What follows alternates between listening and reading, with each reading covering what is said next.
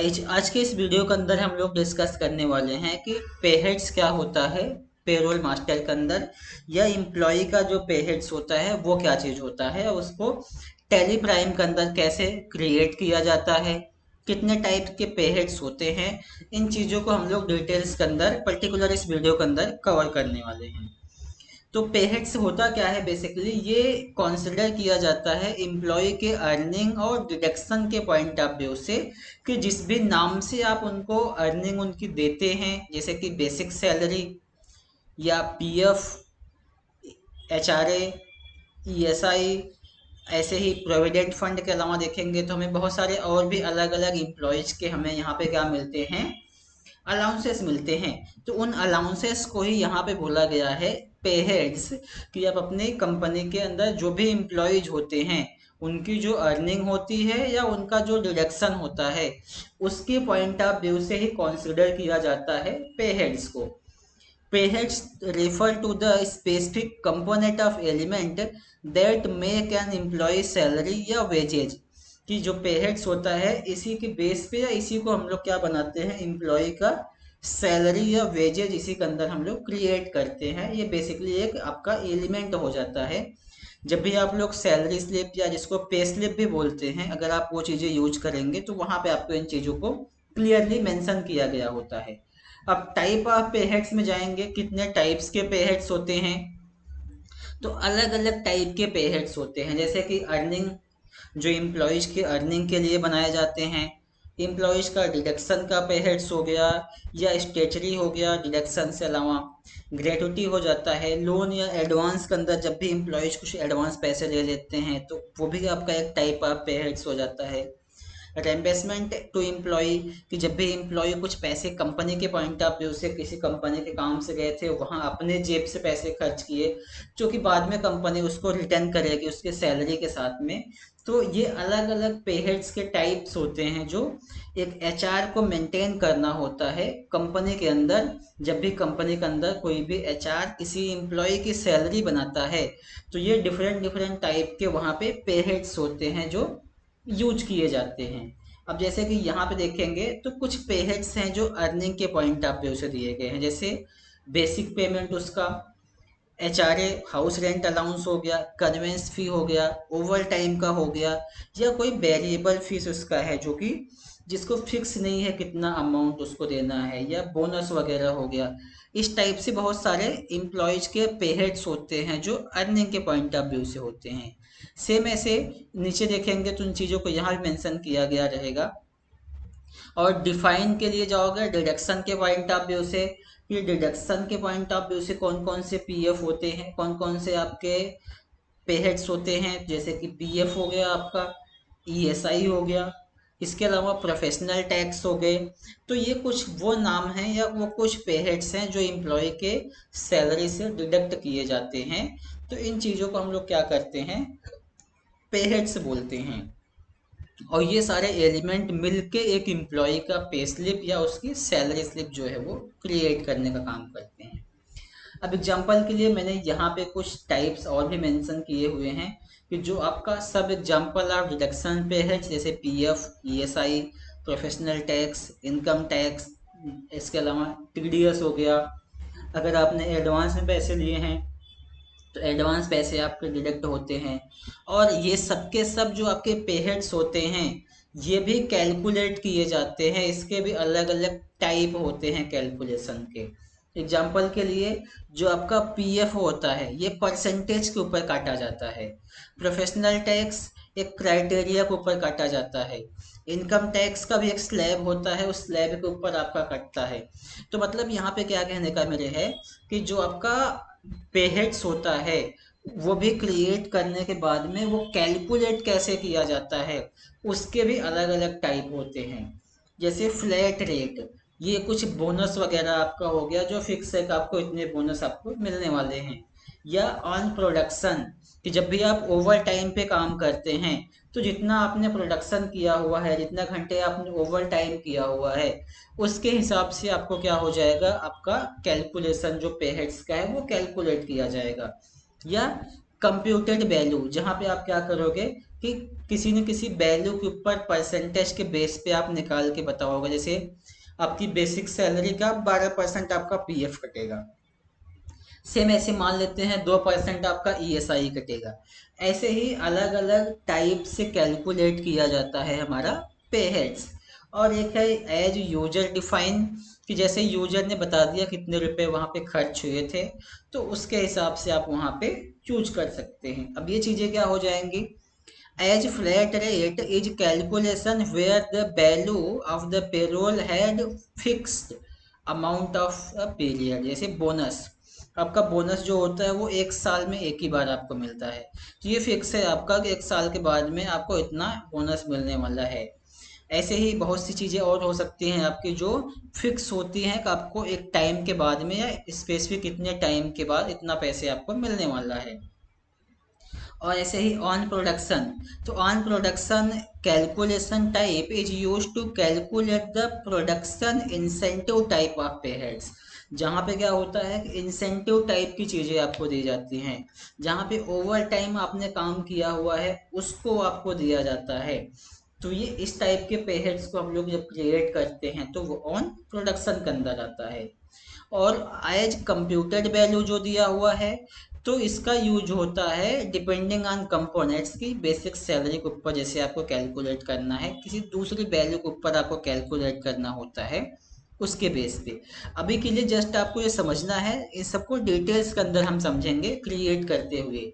जैसे एग्जांपल यहाँ पे दिया हुआ है कंप्यूटर वैल्यू का एचआरए करके, कि आपका जो एचआरए है वो 40% है आपके बेसिक सैलरी का। हाउस रेंट अलाउंस आपको जो मिलेगा, आपकी सैलरी जो है उसका 40%, उसका 30%, या डिपेंड करता है अलग अलग कंपनी के ऊपर कि कितना आपको वो दे रहे हैं। ये सब के सब जो होते हैं ये अलग अलग टाइप के आपके कैलकुलेशन होते हैं आपके पे हेड्स को कैलकुलेट करने के। एज यूजर डिफाइन, यहाँ पे हम लोग मैनुअली इंटर करते हैं अमाउंट सैलरी बनाते टाइम पे। जब हम लोग एम्प्लॉयज़ की सैलरी बनाते हैं तो वहाँ पे मैनुअली हमें फिल करना होता है कि उसका कितना, ये वाली चीज़ है आपको उसका, जैसे रेम्बर्समेंट वगैरह हो गया, तो इस टाइप की चीज़ें हम लोग यहाँ पे फिल करते हैं। अब पे हेड्स क्रिएट कैसे करना है उसका मैंने यहाँ पे आपको डिटेल्स के अंदर आर्टिकल्स बनाया हुआ है, और कौन सा पे हेड्स किसके अंदर आएगा उन चीज़ों को भी मैंने यहाँ पे डिस्कस किया हुआ है। तो उसको क्रिएट करने के लिए हम लोग आ जाएंगे टैली के अंदर, और टैली में आपको आ जाना है पे हेड्स के अंदर। अब जैसे आप पे हेड्स पे आओगे, क्लिक करेंगे तो हमें यहाँ पे हेड्स क्रिएट करना है। एग्जाम्पल के लिए बेसिक सैलरी ले लेते हैं। अब बेसिक सैलरी जो रहेगा, अब यहाँ पे आपको ये बताना है कि ये इम्प्लॉय की अर्निंग है या इम्प्लॉय का डिडक्शन है, या इम्प्लॉय ने लोन लिया हुआ था एडवांस में वो चीज़ें हैं, या रेम्बर्समेंट है, ये है क्या चीज़। तो बेसिक सैलरी जो होता है वो इम्प्लॉय का अर्निंग होता है, प्लस ये फिक्स होता है कि इतने टाइम का, एक महीने का आपको इतना अमाउंट मिलने वाला है। इसके बाद में ये एक्सपेंस किस टाइप का एक्सपेंस है, कंपनी के पॉइंट ऑफ व्यू से ये डायरेक्ट एक्सपेंस है, इनडायरेक्ट एक्सपेंस है, या मिक्स एक्सपेंसेस है, जिसको आप मिसलेनियस भी कह सकते हैं, किस टाइप का खर्चा है। तो कंपनी का जो एम्प्लॉय होता है वो सैलरी वगैरह जो होता है ये इनडायरेक्ट एक्सपेंसेस के अंदर आता है। तो इसको हम लोग यहाँ से चूज कर लेंगे अंडर में indirect expense. Plus affected net salary, तो yes. Name of the display in playlist, basic salary के नाम से दिखना चाहिए वहाँ पे। प्लस करेंसी लेजर जो है हमारा वो रुपए का है। यूज कैलकुलेशन ऑफ ग्रेट्युटी, तो इसको हम लोग नो रखेंगे।